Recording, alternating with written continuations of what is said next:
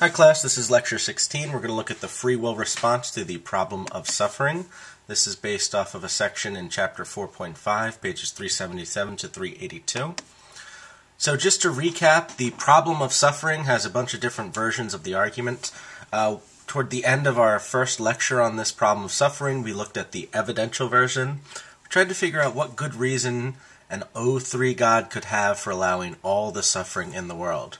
And by O3 God, we mean an all-good, all-powerful, all-knowing God. Those three O's: omnipotent, omnibenevolent, omniscient. And according to the problem of suffering, it doesn't seem like there's any good enough reason to justify all the suffering out there. No reason's going to be good enough. Here's a short way of describing that argument in formal premise-conclusion format. If there's an O3 God, then that God has a legit reason to allow all the suffering in the world. But there just isn't any legitimate reason to allow all the suffering in the world. That means there is no O3 God. Well, when we evaluated that argument, it seemed like everything was good about that argument with the potential exception of premise 2. Maybe there is a legit reason to allow all this suffering. And we wanted to try to figure out what possible legitimate reason there could be. Well, in this lecture, we're going to be looking at one possible reason. This is going to be our first attempt to respond to the problem of suffering in any detail. That's by looking at the free will response. So a bit of an overview of this lecture. First, we're going to look at a bad version of the free will response, a sucky version, I'll refer to it as. Then we're going to look at a better version of the free will response, and then we'll spend a lot of time evaluating that better version. So I just want to highlight right now that what I'm about to show you is not a sophisticated free will response. It's a relatively common response, common enough that I want to mention it and talk about why it's bad. But this particular first thing I'll show us is a sucky version of the free will response. So here's the sucky version. It's bad. Remember that it is bad. God gave humans free will. Humans choose to do bad stuff and cause suffering, not God. So we should blame humans and not God. And by the way, I guess I should explain what free will is before we go on any further. Free will, for what we're talking about here, is this ability we have to freely control our actions. And in particular, the type of freedom we have in mind here is the ability to choose to do good stuff or choose to do bad stuff. By good stuff, what we mean sort of generally good stuff like helping your neighbors, helping your friends and family out, donating to charity, that sort of stuff. And bad stuff would be murdering, stealing, that sort of stuff. It seems like God gave humans that ability, and the sucky version says, well, humans do it, not God, so we should blame the humans for doing all the bad stuff, not God. Well, why is this a sucky response? Try to think to yourself first before I move on to the next slide. Why is this sucky? What is missing or mistaken about this particular response? Well, I think the main reason this is a bad response is that it doesn't explain at all why God allows there to be suffering. This sort of tells us the how suffering gets into our planet, but it doesn't explain the why.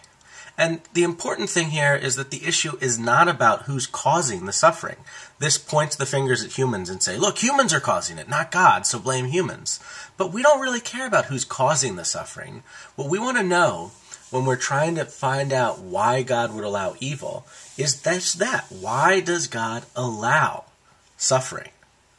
And so let me just tell you a little bit of a story, and hopefully this helps highlight the difference of the question that we're asking here.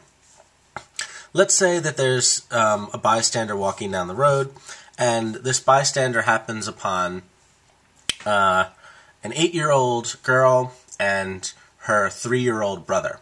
And they seem to be playing by the side of the road, but it just had rained, and there's a puddle by the side of the road too. And at that point in time, as the bystander walks by, the 8-year-old girl starts drowning her toddler brother in the little puddle of water next to the side of the road. And as the kid does that, the bystander watches, just looks kind of inquisitively, and then just sort of turns on and keeps moving, going about whatever the rest of the day entailed. Now, what would you think about that particular person, that bystander? Would you think that that was a good person, or is that a bad person? I think most of us would definitely want to say that that's a horrible, horrible person. As a bystander in that situation, that person could have easily walked over to the 8-year-old girl, just picked her up, moved her away, and picked up the toddler and saved that toddler's life. So it doesn't make sense to say that bystander is doing anything good or being a good person. In fact, it seems like that person is being awful, is doing a morally bad thing. Well, in this particular story, the bystander isn't directly causing that suffering, isn't directly causing the death of the toddler. But the bystander is allowing that suffering to happen. And it seems like allowing, while maybe not as bad as directly causing it, is still a bad thing to happen when you can stop that suffering and there's no reason not to stop that suffering. Alright, so in this case, it seems like, in our analogy here, God is the bystander, not the kid. God isn't the 8-year-old girl drowning the toddler. God is the bystander who sits there watching it happen.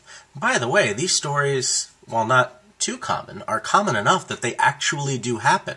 And if you do believe that there is a God, you are saying that God literally does sit there watching these things happening and does nothing to stop them from happening. So, the important question is why God allows this stuff to happen. Another way you can get at why this sucky version of the free will response is sucky, is that God created us, the humans. The humans are the ones, you remember, who we're supposed to be blaming in this sense. And if God created us and really knows literally everything there is, knows enough about us, didn't God know that we would go out and do bad things? Why did God create us as these little evildoers? I'm quoting here a little bit from our former president, Bush. Wouldn't that make God partly responsible? God created these horrific creatures that occasionally do good things, but more often than not do bad things, and then just sort of set us loose on each other on the planet. And said, well, what? Why is it my fault? I just created you guys. You're the ones doing it.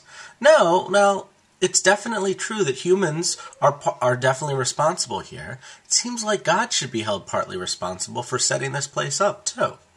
And so the ultimate really important question here is that we want to know why God created creatures like us, why God created humans with the ability to do good stuff and the ability to do bad stuff. And this sucky version just completely ignores that question. It just tells us how it is evil gets in here, how it is suffering exists. It doesn't tell us how or why that is. It doesn't tell us why suffering is here in the first place, why we have free will in the first place. So let's take a look at the better version of this free will response. A better version is to think of free will as this gift that God has bestowed upon us. God gave us this gift of freedom. God said, you know what would be great?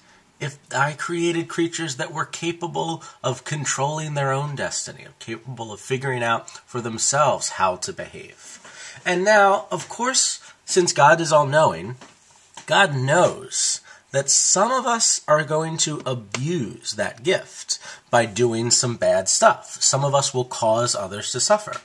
But freedom is such a valuable gift. It's so good that it's actually worth the resulting suffering that will come about when we abuse that gift by doing bad stuff. So this is what's referred to as a greater goods defense. The good that we get from free will outweighs the bad that we get from free will. In particular, the benefits we get from free will is free will itself, the freedom and independence to control our own behavior. That's a really great thing to have, as opposed to being, programmed robots or automatons. And yes, there are negatives to free will as well. Sometimes people cause suffering. Suffering happens as a result of that. But the benefits of free will outweighs the negatives of that suffering.